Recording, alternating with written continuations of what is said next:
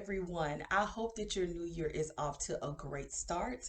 I cannot believe you all that it is 2020. It is also the start of a new decade, and I just want you all to know that whatever it is that you want to accomplish, that your future right now, it looks very bright. The possibilities are endless. Let's just dive in and really be serious about the things that we want to accomplish this year, whether it is a goal for us personally on how to handle things better, situations in life better.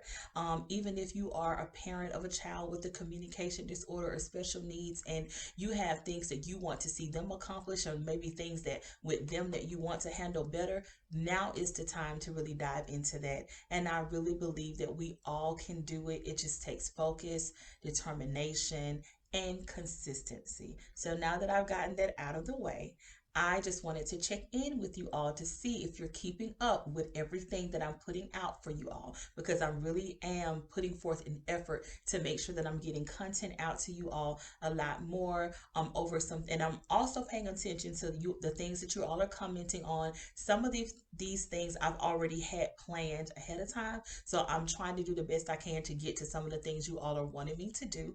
But with that being said, I have put out a video a week ago on articulation. I want you to know and understand everything that it is, so when it is impaired, you know what it sounds like. I want to put you all in a position that when you go to your local speech therapist or and you meet with them about something that's going on with your child, that the lingo or the jargon that we're using, that is not going above your head, that you're right there with them, understanding exactly what it is that they're talking with you about. Some may even accuse me of giving away insider secrets, which that is fine, but I want you to understand what's going on. I want you to go and look at that video. It's very in depth. I think it's about 45 to 46 minutes long. You may not have the time to look at it all at one time, but please go through, review it, become familiar with it, because today, Tuesday or Wednesday of this week, I will be releasing a follow-up video on some of the sounds that children commonly substitute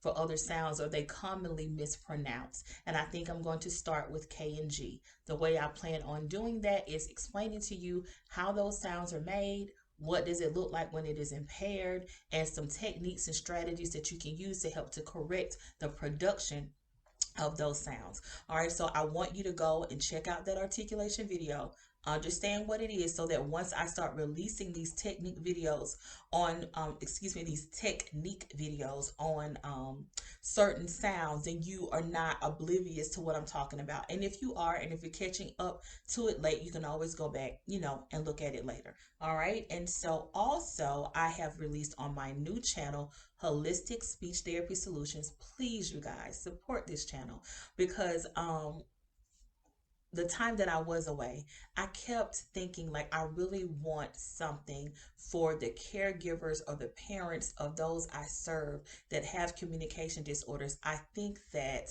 we don't realize how much of an impact it has on the child that we're serving, when the people that have to bring them, that have to work with them, when they're stressed out, when they don't understand what's going on, when they feel like they don't have enough tools to figure out what to do. This is what these spiritual meditations are for. Now, it's not a secret at this point who I serve and what I stand for. I am a Christian. I'm a true follower of Christ that leads and directs so many decisions that I make in my life. And so these first few meditations that I put out, they are spiritual meditations. They are based on scriptures out of the Bible, based on different versions, but it's surrounded around a topic such as acceptance, or I think the last one I put out was on acceptance. The one previous to that one was patience. And no matter where you are in your life, or what your particular situation it is that you may be going through, even if it's not specific to a communication disorder, I feel like these videos will really help to keep you centered and focused, and give you a way to channel out negative energy, to channel in some of the positive, that it will give you encouragement, a word of encouragement, so that when you're feeling down, or you're feeling out, or you're feeling like you can't find the answer, that's something that you can play or listen to, just to keep you calm and give you the motivation that you need to make it from one moment to the next moment of your day. And I'm telling you guys, I also listen to them as well. Sometimes I find myself doing it in the middle of my workday if I'm starting to feel overwhelmed with all the things I have to do. Sometimes I play them at night before I go to sleep after I've had a long day, and I just need my mind and my body to be calm and to be at a centered place where I can get some rest. And I do have other things coming. The one that I plan on putting out maybe at the beginning of February is one for positive affirmations, and this is still targeting the parent of children who have communication disorders, but things you can just tell yourself about where you want to see yourself and where you want to see your child. And I think you all would enjoy that as well. So please go over to my new channel, subscribe, share, and take advantage of that information. And last but not least, I wanted to talk with you all about your speech calendars. This is the speech calendar for January 2020. Have you downloaded it? Have you printed it out? Are you using it? I really, really, really want you all's feedback on whether or not you really have downloaded these calendars or are starting to use them. I think that it gives you something very small each week to work on with your child, to just watch their early speech and language skills develop. And so for the week of the 1st through the 5th, you should have been working on identifying function. So function just has to do with what a particular object is being used for. So for example, on that Wednesday, it says you write with a, and then it has a house and then the pencil. So of course we know they should choose the pencil. So this week what we're working on is telling the object function. So you will notice I will have goals. The one will say tell and the other may say identify, because that's working on telling is expressive, identifying is receptive. So receptively, we want you to be able to understand it. When you show that you understand something receptively, you're pointing, you're touching, doing forms of identifying. When you show that you want to know, to see if they know it expressively, then you're telling it by using your words to show that you understand. So that's the only thing that means. But I want to show you with this calendar as well the different ways that you can use it. So you know it's broken down according to the day of the week. For each block or each day that your child accomplishes a task, you can use these paint daubers. And I think I did suggest these in the first calendar in December. So you simply take the paint, and as your child is able to accomplish each goal for each day, once they're done, you just allow them to dot the picture with paint as a way to show that they have accomplished that particular part of the task or goal for that day. Okay, and they'll just continue, and they can also do them in different colors.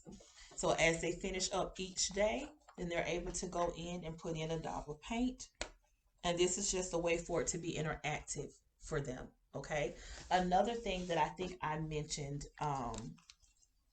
in that calendar for last month, when I was trying to show you the different ways you can use it, you can allow them to stamp off each day as they are finished. And so here I have a stamp of a butterfly, and I believe I did find these at Hobby Lobby.